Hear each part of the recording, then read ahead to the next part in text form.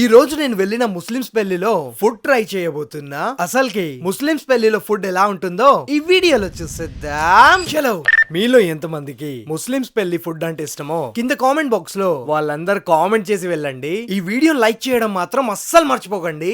చాలా రోజుల తర్వాత అయితే మేము ఫ్రెండ్స్ అందరం కలిసి ఇలా అయితే పెళ్లికి వచ్చినాం. కాసేపు అలా కూర్చొని మజాకులు చేసే అంత లోపు చిన్న పిల్లగాను పంపించి జరంత చూసి రాపోరా జాగుందో లేదో అని పంపించినాం. వాడొచ్చి ప్లేస్ ఖాళీ ఉందని చెప్పంగానే మేము అంతా కలిసి టేబుల్ మీద అయితే కూర్చున్నాం. కూర్చోగానే ఫస్ట్ ఐటమ్ చికెన్ హరీస్ అయితే వచ్చింది. నేను అది వేసుకొని ట్రై చేసిన, చాలా బాగుండే. ఎట్లనో బాగుందని చెప్పేసి ఫుల్ వేసుకొని కుమ్మలే, ఎందుకంటే అన్ని ట్రై చేయాలి మరి. సెకండ్ ఐటమ్ వచ్చేసి గ్రీన్ చికెన్ తో పాటు రెడ్ చికెన్ కూడా ఉండే. రెండు వేసుకున్నా.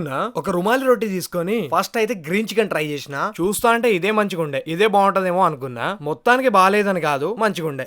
అంటే అదే మనం రెడ్ చికెన్ కూడా ట్రై చేయాలి కదా, అందుకని చెప్పేసి దీన్ని ఫుల్ మార్కులు ఇయ్యలే.